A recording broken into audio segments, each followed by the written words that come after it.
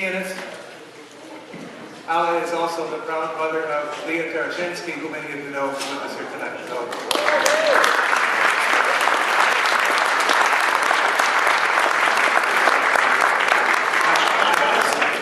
Alla should do one more thing for us tonight, and I've asked Rula Schrader to come up to the front here, please, Rula. And Rula and Alla will lead us in singing our national anthem. Okay, Rula.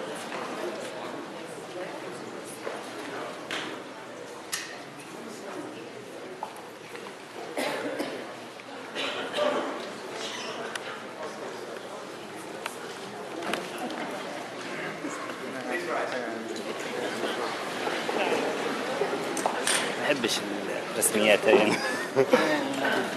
تخيل ضل قاعد الوحيد.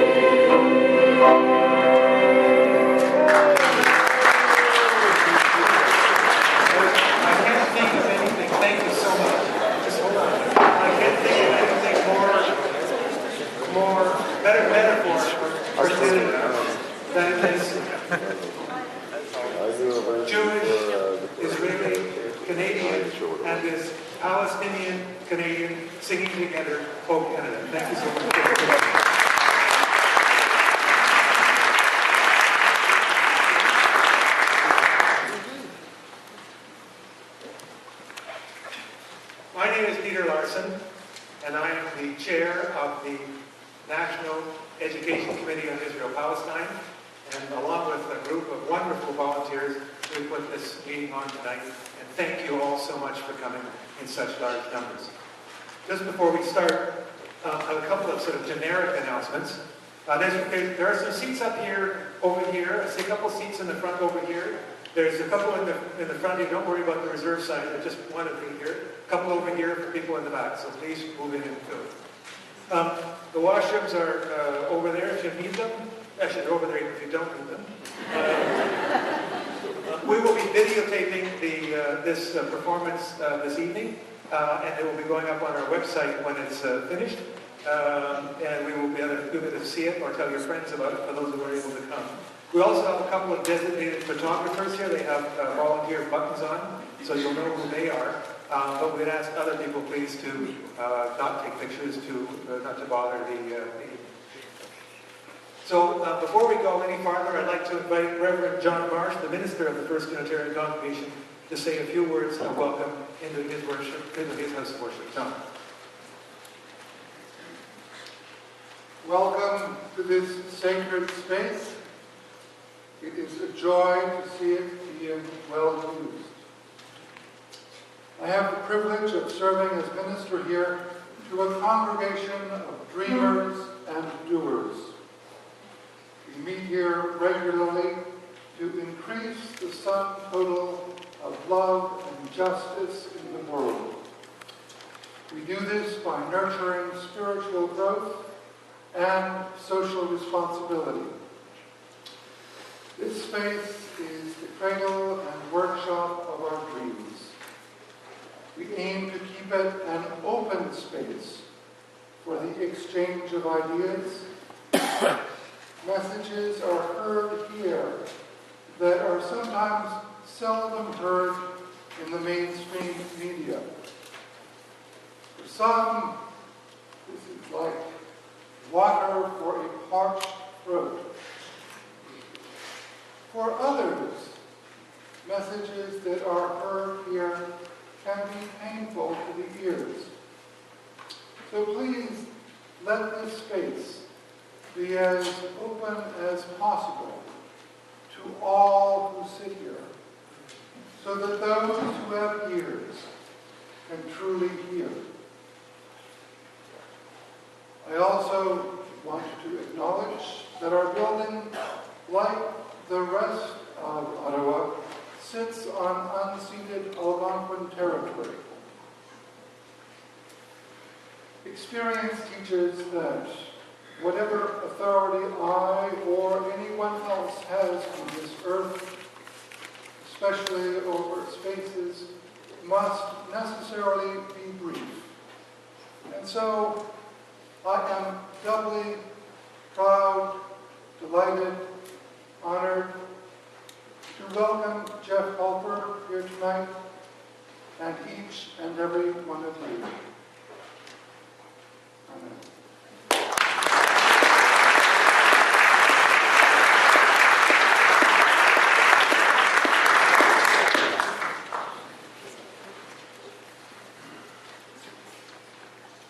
A public opinion poll carried out by Forum Research Incorporated last year showed that Canadians are pretty well split on the issue of Israel-Palestine.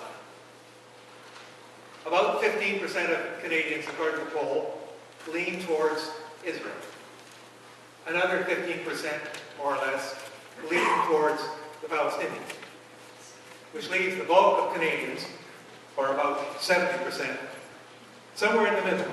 Many of them are concerned both about security for Jews and for human rights for Palestinians. So they find themselves often torn on this complicated issue. Who can't worry a little bit about security for Jews, this day that has marked the 70th anniversary of the Auschwitz liberation by the Russian Red Army? And who can't worry about human rights for Palestinians only a few months after more than 2,000 were killed by Israeli bombs in Gaza this summer? Of course, I expect that given the reputation of this speaker tonight, many of the people here in the audience would be in the lean towards the Palestinian category. But I hope that many of you are in that middle category. In fact, I even hope there are some people here who are in the lean toward Israel category. As John referred to a few minutes ago, it's hard to listen to views you disagree with. One of the challenges we face as Canadians, I think, about the Israel-Palestine issue is that we often tend to spend more time talking to people who agree with us than talking with people who disagree. We need to change that. We need to promote a serious and calm discussion about the Israel-Palestine issue. And that is one of the objectives of the National Education Committee on Israel-Palestine, of which I'm a member, which is a committee of the National Council on Canada-Arab Relations. When I was inviting people to come to this evening, many of them said to me something like, "I don't need to go. I'm already converted. I'm already on board. You're just preaching to the converted." I guess the idea behind that is that you're either on one side or the other.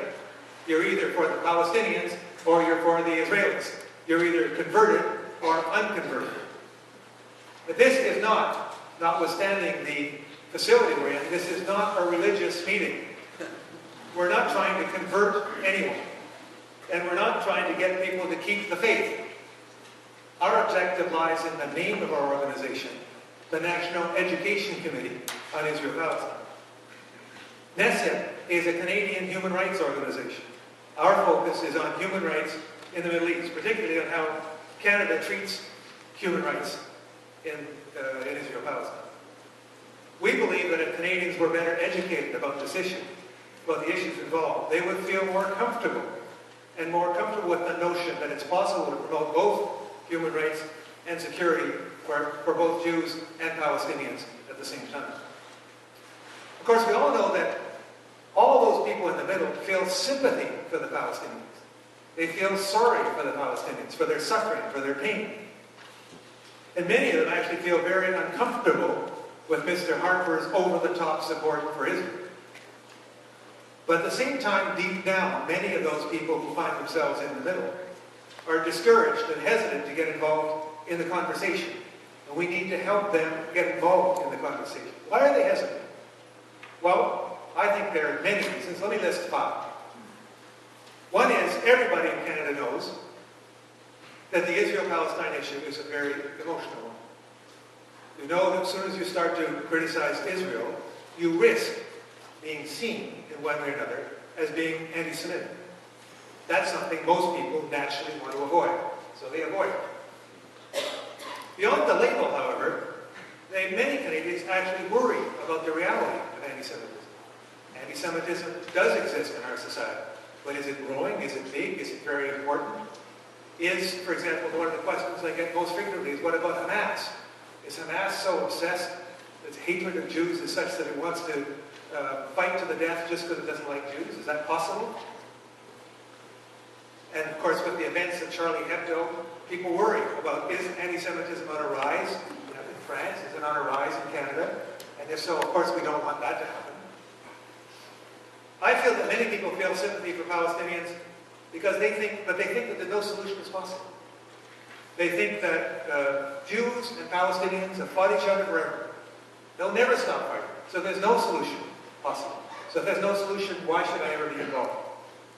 Other people feel the opposite. They feel there is a solution. It's an obvious solution. The obvious solution is 2 states for 2 peoples. And they can't for life of them figure out why the Arabs and the Jews can't agree on it. So they get discouraged by it. Finally, the last point I'll mention is that some people feel that Israel is just too powerful, particularly with its backing from the United States. So no matter what anybody says, we'll never solve this. I could go on, and I'm sure you could list your own reasons as well. These are all very serious questions that need to be addressed. If people who are sympathetic to Palestinians, who feel sorry for them, who feel there's no answer, feel it's not possible to move forward, they're not going to get engaged. And so we need to address those questions and understand them and see for ourselves whether we think, as I do, that there is a path forward. That's why we think NECIP is important. That's why we bring terrific speakers like Jeff Halper to come and talk, so we can learn more, not to make us more converted, but to make us better understand. We think there are answers to many of these questions. And we think as Canadians' understandings grow, then they'll be more comfortable in thinking about taking a Canadian position that supports human rights and international law. As we all know, Mr. Harper has taken a very one-sided stand. But none of the opposition parties, notwithstanding the fact that Libby Davies is here, and I'm thrilled that she is, none of the opposition parties has much enthusiasm for taking Mr. Harper on. It's very dangerous territory for the opposition parties. And as long as the numbers are 15, 15, 70, the opposition parties have to tread very carefully in this area. Canada could play a better role. We could make a positive contribution if we had a policy which better reflected Canadian values of fairness, justice, and respect for international law. But that will only happen if the Canadian public has a better understanding of the issues. That's why we bring people like Jeff here tonight. And that's why I invite you, if you want to know more about the work of NECIP, look on the brochure in front of you. Now, to introduce Jeff properly, I would like to introduce one of my favorite members of Parliament, Libby Davies, who has known Jeff for many, many years. Jeff, as you know, Libby, as you know, has been to Gaza, took a lot of criticism for doing it. She was trying very much to understand the situation and bring her understanding to Canadians. And I'm thrilled that Libby's with us tonight. Libby, thank you very much. Please come and welcome.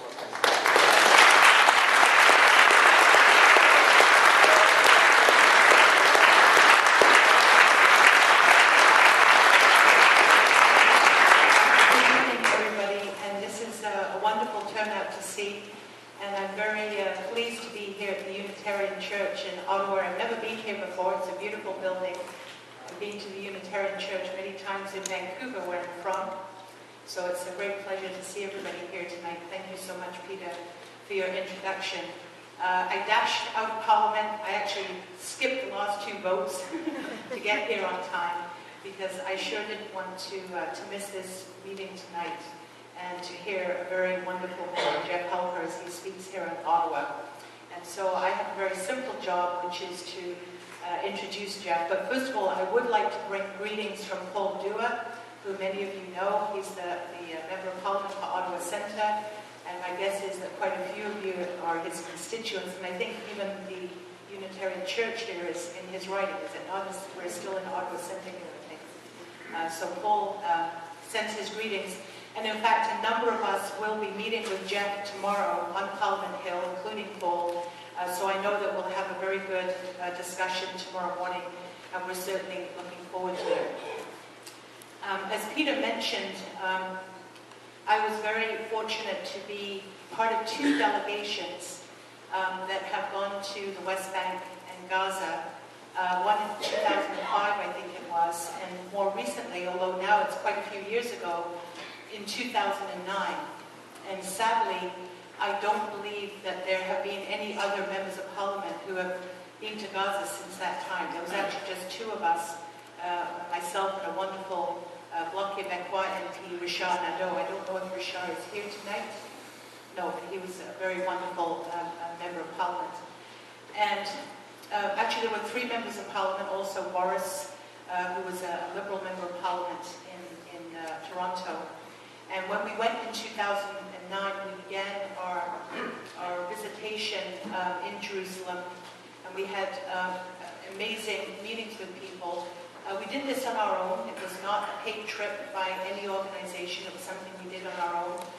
And it was interesting because the first night that we arrived in Jerusalem, in East Jerusalem, and I'm going to read just a very short excerpt from the report that we wrote when we got back to Canada, that, as Peter mentioned, just came under a terrible attack.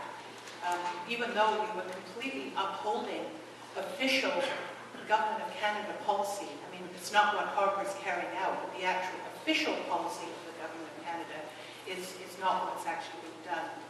But in the report that we wrote on our return, we said a little bit about evictions and demolitions. And just to quote from it, we came face to face with the issue of evictions and house demolition during our chance encounter with members of the Hanoun family upon our arrival in East Jerusalem on August the 8th. We witnessed tension and police intervention in front of a small illegal Israeli settlement between Israeli settlers and a group of Palestinians who had recently been evicted from their home. After witnessing some of this altercation, we talked to the Hanoun family who were gathered on a street close by. They told us that they now sleep on the street opposite the house that had been in their family for generations. Despite the house being built in 1956 and belonging to the Hanoun family, the family had been forcibly evicted from their home in the early hours of the morning less than a week before. We met them. During our visit, we were encouraged by the tireless work of the Israeli Committee Against House Demolitions, yet we strongly feel that it is an inexcusable injustice that the rebuilding of Palestinian homes is firstly a necessity, and secondly left to an organization such as the Committee Against House Demolitions that are relying on donations from individuals and other nations.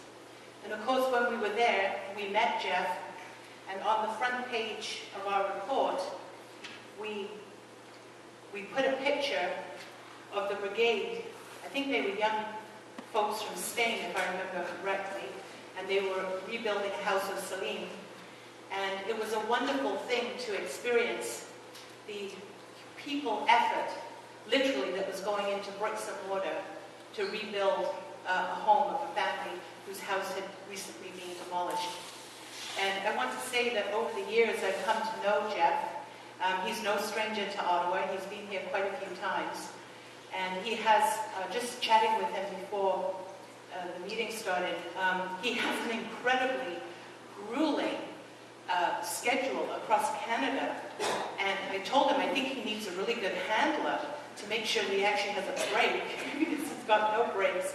He's literally going from St. John's to Vancouver and everywhere in between. So it's a very big job we've taken on to come across Canada. And I do want to say to everyone here that this man, if you haven't already met him or heard him, he is just a wonderful human being who has dedicated his life to this issue of a just a settlement for Palestinians. And his organization that deals with these house demolitions is something that's really, really important. And I love that on their website, their sort of overall slogan is resisting occupation and constructing peace, because that's literally what they are doing, is constructing peace, house by house and person by person. So we're very, very fortunate that Jeff is here tonight with us, because I've heard him speak before, and he's very remarkable in his thorough analysis and factual information that is compelling. When you hear the truth, it is compelling, and it is something that we cannot shy away from. So I do hope that the meeting tonight, as well as the meeting tomorrow, and the meetings across the rest of Canada, will raise the consciousness and the education, as you talked about, Peter, for Canadians, because this for sure is an issue that we must be so much more active on, and we must speak out. It's about international law, it's about justice, it's about human rights, it's about ending a terrible occupation that has gone on for so many decades and that has to end. So thank you for being here tonight, Jeff. I'm so pleased to introduce you. I've known you for a long time. You were a good friend of my dad, Peter Davies, and you were a hero to him. So we welcome you to Ottawa and look forward to your presentation. Thank you.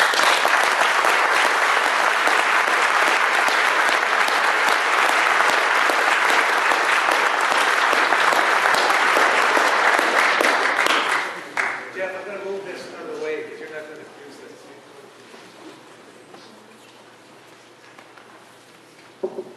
Jeff, I'm going to move this out of the way now.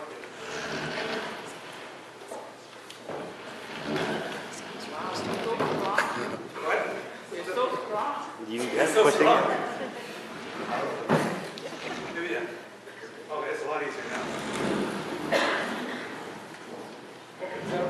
Yeah, okay? Okay. Okay. Thank you so much. Oh, you got it? Yeah, so the lights. Well, thank you much. Yeah, the lights here in front. I don't know. Too much. No, that didn't work. A little dimmer. There we go. Right there. Stop. Okay. All right, well, it's really good to be back here. It's like Libby and Peter were saying, I've been here a number of times. Unfortunately, the message gets more and more difficult each time. I think the first time I was here, I came with Salim Shawamri, part of whose story I'm going to tell tonight.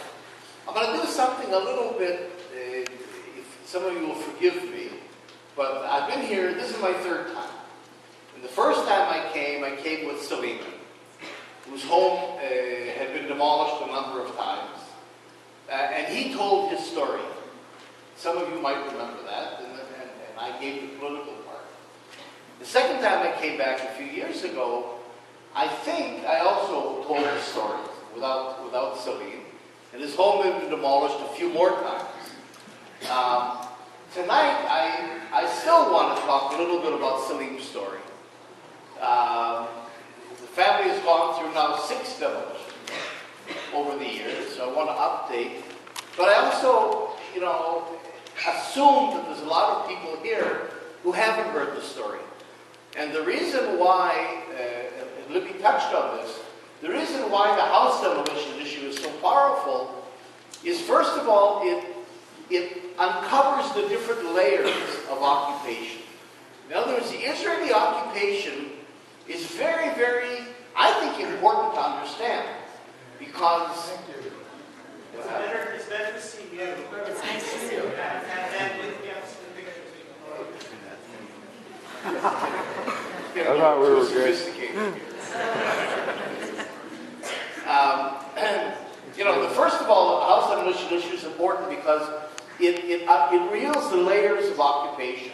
Israel's occupation is not merely an occupation in which you have soldiers that control people and hit people over the head which you also have. But we'll talk about it. It's much deeper mechanisms of control that are used. And one reason why it's important is because Israel exports the occupation. In other words, what Israel has really devised is a method of controlling people that seems to be not benign, but it seems to be justified. In other words, what Israel succeeded in doing is controlling an entire people, demolishing homes, being in violation of international law, of international treaties and Geneva Conventions, doing everything you do in an occupation for the last, 47 years for the occupation, but back almost 70 years in terms of the whole Palestine conflict, and yet be able to sell itself as the only democracy in the Middle East, as one of the good guys, as a liberal democracy, and of course as an ally of Canada. So other countries, and I think Canada is one of them today, under this government, would like to learn how do you do that. In other words,